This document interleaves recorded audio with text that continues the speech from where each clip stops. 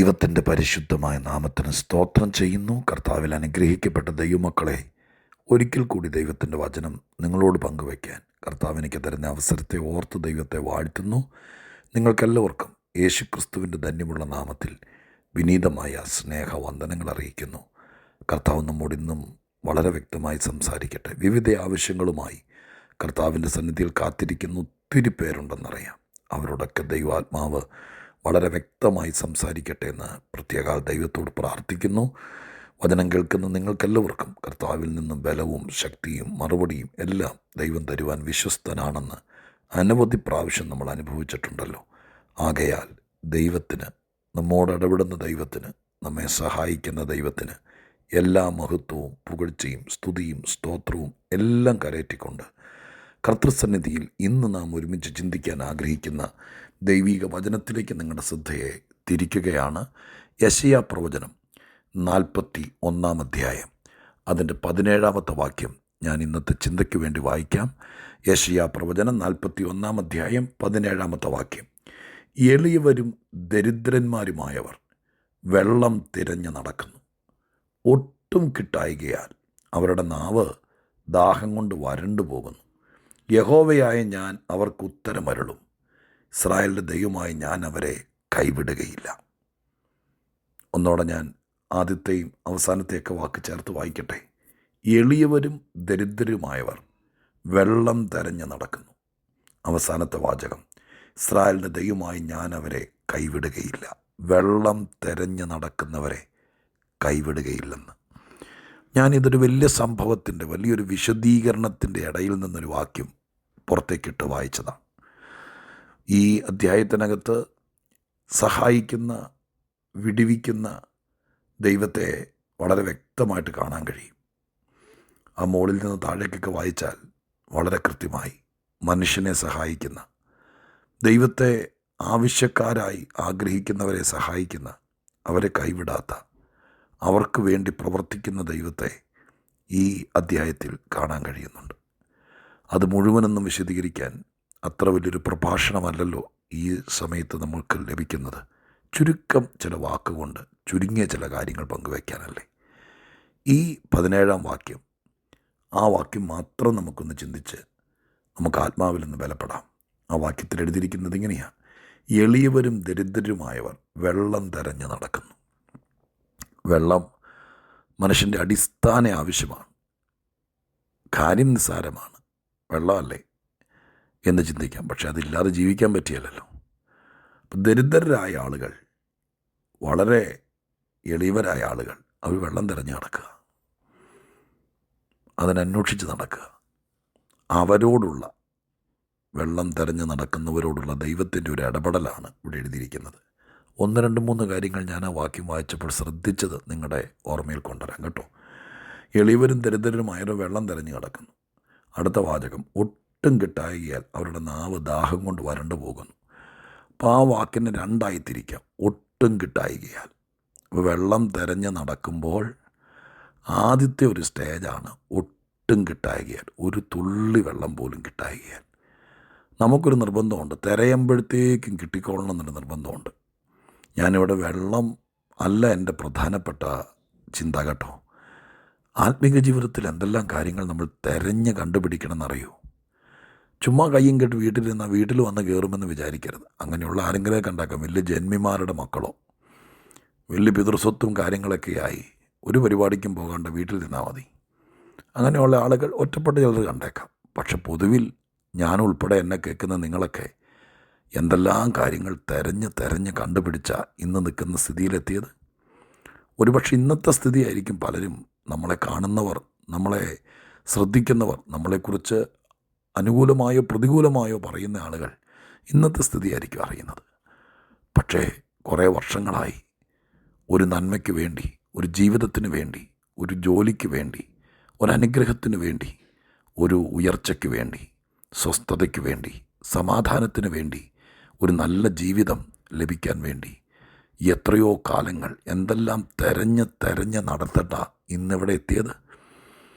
ഞാൻ ഈ ഇടയ്ക്ക് ഒരുപാട് പേരെ, ഞാൻ മറ്റൊരു രാജ്യത്താണ് ഈ ദിവസങ്ങളിൽ, അതുകൊണ്ട് ഈ രാജ്യത്തൊക്കെ വെച്ച് കണ്ട പല സ്നേഹിതർ, സഹോദരങ്ങൾ, ദൈവഭക്തർ, കർത്തൃദാസന്മാർ. അവരടുത്തറിയുകയും അവരുടെ കൂടെ യാത്ര ചെയ്യുമ്പോൾ അവരോട് സംസാരിക്കുകയൊക്കെ ചെയ്യുമ്പോൾ അവർ പലരും പറഞ്ഞത്, ആദ്യകാലങ്ങളിലൊക്കെ ഒത്തിരി ബുദ്ധിമുട്ടി, ഒരുപാട് തിരഞ്ഞവർ എവിടെയെങ്കിലും ഒന്ന് പിടിച്ചു നിൽക്കാൻ, അന്വേഷണങ്ങൾ ഒരുപാട് നടത്തി, ഒരുപാട് തിരഞ്ഞ് നടന്നു. അവസാനം അങ്ങനെ തിരഞ്ഞ് നടക്കുന്നവരെ ഞാൻ ആത്മീകമായിട്ട് പറയുന്നത്, തിരഞ്ഞ് ജീവിതം പച്ചപിടിപ്പിക്കാൻ, രക്ഷപ്പെടാൻ, ഉയരാൻ ദൈവത്തിൽ ആശ്രയിച്ചുകൊണ്ട്, നമ്മൾ കർത്താവിനെ മുൻനിർത്തിക്കൊണ്ടാണ്, ദൈവവചനത്തെ കേന്ദ്രീകരിച്ചുകൊണ്ടാണ് എല്ലാ സന്ദേശവും ഞാൻ പറയുന്നത്. ഇപ്പോൾ ലോകത്തിൽ ആർക്കും ഇത് അനുഭവിക്കാം, പക്ഷെ ദൈവത്തിൽ ആശ്രയിക്കണം, ദൈവവചനത്തെ പ്രമാണിക്കണം. ഈ കാര്യം നിർബന്ധിതമായ കാര്യമാണ്. സത്യദൈവത്തെ ആശ്രയിച്ചുകൊണ്ട്, ആ ദൈവത്തെ മുൻനിർത്തിക്കൊണ്ട് വചനാടിസ്ഥാനത്തിൽ ഒരുത്തൻ തിരഞ്ഞു നടക്കുക. ഇന്നും ഇത് കേൾക്കുന്ന 10,000-കണക്കിന് ആളുകളിൽ നിങ്ങൾ ചിലർ, നിങ്ങളുടെ കുഞ്ഞിന് ഒരു വിവാഹം നിങ്ങൾ തിരയുന്നുണ്ടോ? എവിടെയെങ്കിലും ഒരു 2 സെൻറ്റ് ഭൂമി നിങ്ങൾക്കുണ്ടായി, അതിനകത്തൊരു കൊച്ചു വീട്, അതിനെന്തെങ്കിലും ഒരു മാർഗമുണ്ടോ എന്ന് നിങ്ങൾ തിരയുന്നുണ്ടോ? അതൊന്നും തെറ്റല്ല ദൈവമക്കളെ. ഇവിടെ പറഞ്ഞിരിക്കുന്നത് എളിയവരും ദരിദ്രരുമായിരിക്കുന്ന ആളുകളല്ലേ 17-ാം വാക്യത്തിൽ വായിക്കുന്നത്. ഒരുത്തന് എളിയവനായിപ്പോയി, ദരിദ്രനായിപ്പോയി, എല്ലാവരെ പോലെ കയ്യിലൊന്നും ഉള്ളവരായിപ്പോയില്ല. ജന്മം കിട്ടി തിരിച്ചറിഞ്ഞപ്പോൾ ദാരിദ്ര്യമാണ്, എളിയവനാണ്.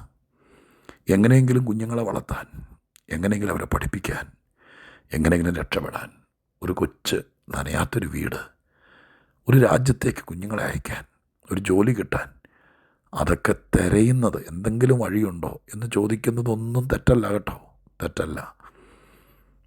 അന്വേഷിക്കാതെ തിരയാതെ വീട്ടിലിരിക്കുന്നവരൊന്നും വേണ്ടും വണ്ണം വളർന്നിട്ടില്ല, ഉയർന്നിട്ടില്ല. നിങ്ങൾ ദൈവത്തെ അന്വേഷിക്കണം. ദൈവത്തെ കൊണ്ട് നന്മകൾ പ്രാപിച്ചവരെ നിങ്ങൾ മനസ്സിലാക്കണം. സ്വസ്ഥതയ്ക്ക് എന്തെങ്കിലും വഴിയുണ്ടോ എന്ന് തിരയണം. ഇന്ന് നിങ്ങൾ അനുഭവിക്കുന്ന കഷ്ടതയ്ക്ക് മാറ്റം വരാൻ ദൈവോന്മുഖമായി എനിക്കെന്തെങ്കിലും ചെയ്യാനുണ്ടോ എന്ന് തിരക്കണം. ആ വാക്ക് ഞാൻ ചേർത്ത് പറയുക. തിരഞ്ഞ് നിങ്ങൾ കണ്ടെത്തണം, അന്വേഷിക്കണം. എനിക്ക് രക്ഷപ്പെടാൻ പറ്റുമോ? എൻ്റെ ഈ രോഗം മാറുമോ? പ്രാർത്ഥിച്ചാൽ ഇന്ന കാര്യത്തിന് വിടുതൽ കിട്ടുമോ? കള്ളത്തരങ്ങളിലും കളിപ്പീരിലും പോയി ചാടരുത്. വളരെ പരിജ്ഞാനത്തോടെ വേണം. പക്ഷെ ഞാൻ ഈ വാക്യത്തിൻ്റെ തത്വം പറയാം. തിരയുമ്പോൾ, വെള്ളം തിരഞ്ഞിറങ്ങിയപ്പോൾ ആദ്യമൊന്നും കിട്ടിയില്ല. ആ വാക്കങ്ങനെ എഴുതിയിരിക്കുന്നത്, ഒട്ടും കിട്ടായികയാൽ. അപ്പോൾ ഈ തിരഞ്ഞ് നടക്കുന്നവരോടൊരു പ്രത്യേക അപേക്ഷ കേട്ടോ, ഇറങ്ങുമ്പോഴേക്കും കിട്ടണം എന്ന് വാശി പിടിക്കരുത്. ഇവിടെ എഴുതിയിരിക്കുന്നു, ഒട്ടും കിട്ടായികയാൽ. തിരഞ്ഞിറങ്ങിയ സമയത്തൊന്നും ആദ്യമൊന്നും കിട്ടിയില്ല. വയസ്സ് 31 25 വയസ്സ് മുതൽ തികയുന്നതാ. ചിലപ്പോൾ 5-6 കൊല്ലമായിട്ട് കിട്ടിക്കാണില്ല. നിരാശപ്പെടാതെ, തെരച്ചിൽ നിർത്താതെ, അന്വേഷണം അവസാനിപ്പിക്കാതെ വഴിയുണ്ട്. അടുത്ത വാചകം കണ്ടോ, ഒട്ടും കിട്ടായികയാൽ എന്ന് പറഞ്ഞിട്ട് അടുത്ത വാചകം എഴുതിയിരിക്കുന്നത് ഇങ്ങനെയാണ്, ദാഹം കൊണ്ട് അവരുടെ നാവ് വരണ്ടുപോയി. അപ്പോൾ സ്റ്റേജ് ഇച്ചിലൂടെ വല്ലാത്ത പ്രശ്നത്തിലായി. കിട്ടിയില്ലെന്നല്ല, തെരച്ചിൽ നടന്നപ്പോൾ ദാഹം കൊണ്ട് നാവ് വരണ്ടു. നാവ് വരളാൻ തുടങ്ങിയാൽ പിന്നെ പിടിച്ചു നിൽക്കൽ ബുദ്ധിമുട്ടാണ്. ചിലപ്പോൾ ഒരു നന്മ തെരഞ്ഞ് പ്രാർത്ഥനാമുറിയിൽ ദൈവപ്രവൃത്തിക്ക് വേണ്ടി ഒരു അന്വേഷണം നടത്തുന്ന പ്രിയപ്പെട്ടവരെ, തുടക്കത്തിലൊന്നും കിട്ടിയെന്നിരിക്കില്ല. നാവ് വരളുന്ന വെള്ളമാണല്ലോ ഇവിടുത്തെ പ്രധാന ഘടകം. അതുകൊണ്ടാണ് അങ്ങനെ വന്നത്. നാവ് വരടുന്ന, ക്ഷീണിക്കുന്ന, ഇനി മുന്നോട്ട് പോകാൻ പറ്റില്ല എന്ന് തോന്നുന്നൊരു സ്റ്റേജാണ് നാവ് വരളൽ. അവിടെ വരെ എത്തി. എന്നിട്ടും തിരഞ്ഞ ഈ എളിയവന്, ഈ ദരിദ്രന് വെള്ളം കിട്ടിയിട്ടില്ല കേട്ടോ. നിങ്ങളും ഒരു പക്ഷേ ഇന്ന് ഈ സ്റ്റേജിലായിരിക്കും. ഒത്തിരി പ്രാർത്ഥനയിൽ തിരഞ്ഞു, അന്വേഷിച്ചു, നാവ് വരളാൻ തുടങ്ങി, കാല് കുഴയാൻ തുടങ്ങി. ഇനി വയ്യ, ഇനി കാത്തിരിക്കാനും വയ്യ, ഇനി പ്രാർത്ഥിക്കാൻ പോലും പറ്റാത്തൊരു സ്ഥിതിയിലെത്തിക്കാണും. തളരല്ലേ, നിർത്തല്ലേ. അടുത്തതോടെ വായിക്കുന്നത് കേൾക്ക്. അടുത്ത വാചകം, നാവ് വരണ്ടു പോയപ്പോൾ യഹോവയായ ഞാൻ അവർക്ക് ഉത്തരമരുളും, ഇസ്രായേലിൻ്റെ ദൈവമായി ഞാൻ അവരെ കൈവിടുകയില്ല. അപ്പം ഞാനൊരു കാര്യം പറയാം. അടുത്ത 3-ാമത്തൊരു സ്റ്റേജ്, നാവ് വരണ്ടു. കുറച്ചു നേരം കഴിഞ്ഞപ്പോൾ ബോധം കെട്ട് വീണു. കുറച്ചു നേരം കഴിഞ്ഞപ്പോൾ പൾസ് നിന്നു. അങ്ങനെയൊന്നും അതിനകത്തില്ലല്ലോ. ഒരു സ്റ്റേജ് വരെയും ഒരു പക്ഷേ നമ്മൾ വരണ്ടു പോകുന്ന സ്ഥിതി വരെയൊക്കെ ദൈവം അനുവദിച്ചേക്കാം. ദൈവമക്കളെ, നാവ് അണ്ണാക്കോട് വറ്റുന്ന ഒരു സ്ഥിതി വരെയും, ചുണ്ടുണങ്ങുന്ന, നാവ് ഉണങ്ങുന്ന സ്ഥിതി വരെയും, അതുവരെയൊക്കെ ദൈവം ചിലപ്പോൾ മിണ്ടാതിരുന്നേക്കാം. എനിക്ക് ദൈവത്തെ ഞാൻ അറിഞ്ഞിടത്തോളം 10-35 കൊല്ലമായി ഞാൻ ഈ പുസ്തകത്തിനകത്ത് ദൈവത്തെ ഒത്തിരി ശ്രദ്ധിക്കുന്നു. ഞാൻ മനസ്സിലാക്കിയത് പറയട്ടെ, നാവ് വരണ്ടതിനപ്പുറം കയ്യും കെട്ടിയിരിക്കാൻ ദൈവത്തിന് പറ്റില്ല, പറ്റില്ല, പറ്റില്ല. അത് കഴിയുമ്പോൾ കർത്താവ് എഴുന്നേക്കും. അത് കഴിയുമ്പോൾ ദൈവം നടപടി ഉണ്ടാക്കും. ആ വാക്ക് അങ്ങനെ എഴുതിയിരിക്കുന്നത്, യഹോവയായി ഞാൻ ഉത്തരമരുളും, ഞാൻ അവരെ കൈവിടുകയില്ല. താഴേക്കുള്ള വാക്യങ്ങളോട് വേണമെങ്കിൽ വായിച്ചു 18-19. തമ്പുരാനങ്ങ് മരുഭൂമിക്കകത്ത് നീരുറവ ഉണ്ടാക്കുക. ഞാൻ പറഞ്ഞ് അവസാനിപ്പിക്കാൻ ശ്രമിക്കുക. അന്വേഷിക്കാത്ത, തെരഞ്ഞു നടക്കാത്ത പ്രാർത്ഥനയെക്കുറിച്ച് എൻ്റെ കർത്താവ് ലോകത്തിൽ വന്നപ്പോൾ പറഞ്ഞ പ്രമാദമായൊരു സ്റ്റേറ്റ്മെൻ്റ് ഉണ്ടല്ലോ, മുട്ടുവീൻ തുറക്കും, അന്വേഷിപ്പീൻ കണ്ടെത്തും, യാചിപ്പീൻ കിട്ടും. അതാണ് പ്രാർത്ഥനയുടെ തത്വം. അപ്പം അന്വേഷിക്കാതെ, തിരയാതെ, മുട്ടാതെ ഒന്നും കാര്യങ്ങൾ നടക്കുമെന്നല്ല ഈ പുസ്തകം പഠിപ്പിക്കുന്നത്. ആദ്യം അന്വേഷിച്ച് തിരഞ്ഞ് നടക്കുമ്പോഴൊക്കെ ചിലപ്പോൾ ഒട്ടും കിട്ടാതെ വന്നേക്കാം. അന്വേഷിക്കുന്നതിനേക്കാൾ മുമ്പ് ഇച്ചിരിയെങ്കിലും ഉണ്ടായിരുന്നു, ഇപ്പോൾ ഒട്ടുമില്ലാതെയായി. അങ്ങനെ ചിലർ പറഞ്ഞു കേട്ടു, പ്രാർത്ഥിക്കുന്നതിനേക്കാൾ മുമ്പ് ഇത്രയും പ്രശ്നം, പ്രാർത്ഥിക്കാൻ തുടങ്ങിയപ്പോൾ ഒട്ടുമില്ലാതെയായി എന്ന് ഒട്ടും എന്നൊരു വാക്യത്തിനകത്തുണ്ട്. ഒട്ടും, ഇപ്പോൾ ഒട്ടുമില്ലാത്ത സ്ഥിതിയാണ്. കുറച്ചുകൂടെ കഴിയുമ്പോൾ നാവ് വരളും. പക്ഷേ അതിനപ്പുറം പോകാൻ ദൈവം അനുവദിക്കുമോ? നിങ്ങളുടെ വാഗൊണ്ടെന്ന് പറഞ്ഞേ, നിങ്ങളുടെ നാക്കുകൊണ്ടെന്ന് പറഞ്ഞേ, നാവ് വരളാൻ തുടങ്ങി. അതിനപ്പുറത്തേക്ക് പോകാൻ ദൈവം സമ്മതിക്കുമോ? ഇല്ല, ഇല്ല. അതിനപ്പുറത്തേക്ക് നിനക്ക് താങ്ങാവുന്നൊരു കപ്പാസിറ്റി ദൈവത്തിനറിയാം. അതിനപ്പുറത്തേക്ക് വിടില്ല. അത് കഴിയുമ്പോൾ ഉത്തരം അരുളുന്നവൻ എഴുന്നേക്കും, അവരെ കൈവിടില്ല. ഞാൻ നിർത്തട്ടെ. പ്രാർത്ഥനയെക്കുറിച്ച് ഈ പറയുന്ന കേട്ടോ, വെറൊരു കഥ പറയുകയല്ല. ഒത്തിരി അന്വേഷിക്കുന്നവരായിരിക്കാം. എൻ്റെ കൊച്ചിനൊരു വിടുതലുണ്ടോ? എനിക്കൊരു സമാധാനം ഉണ്ടാവുമോ? എൻ്റെ കുടുംബത്തിനൊരു നന്മയുണ്ടാവുമോ? എനിക്കൊരു ജോലി കിട്ടുമോ? എൻ്റെ കടം തീരുമോ? എനിക്കൊരു നനയാത്ത വീട്ടിൽ കിടക്കാൻ പറ്റുമോ? അന്വേഷിക്കുമായിരിക്കും. ഉത്തരമുണ്ട്. ഞാനിങ്ങനെ പറഞ്ഞു നിർത്തട്ടെ. തെരഞ്ഞു നടക്കുന്നവരെ കൈവിടാത്ത ദൈവം ഈ വേദപുസ്തകത്തിലുണ്ട്. നിർത്തരുത്, കറക്കം നിർത്തരുത്, തൊണ്ണ വരണ്ടാലും നിർത്തരുത്. ദൈവം എഴുന്നേക്കും. പ്രാർത്ഥിക്കാം. പരിശുദ്ധ ദൈവമേ, ഞങ്ങളുടെ സ്വർഗീയ പിതാവേ, ഇന്നത്തെ സന്ദേശത്തിനായി സ്തോത്രം. കർത്താവേ, എന്നെക്കൊണ്ട് പറയാൻ പറ്റുന്നതിൻ്റെ കൃത്യമായി ഇത് ഞാൻ പറഞ്ഞിട്ടുണ്ട്. നിൻ്റെ മക്കൾക്കിത് മനസ്സിലാകണേ. തളരാൻ അനുവദിക്കരുത്, വീഴാൻ അനുവദിക്കരുത്. അതിനു മുമ്പ് ഉത്തരമരുളണമേ, കൈവിടല്ലേ. ഇത് ഏറ്റെടുത്ത് ഒന്നിലധികം പ്രാവശ്യം കേട്ട് ഒരു വിടുതൽ നേടാൻ പലരെ അനുവദിക്കണമേ. പ്രാർത്ഥന കേട്ടതിന് നന്ദി. യേശുവിൻ നാമത്തിൽ തന്നെ. ആമേൻ.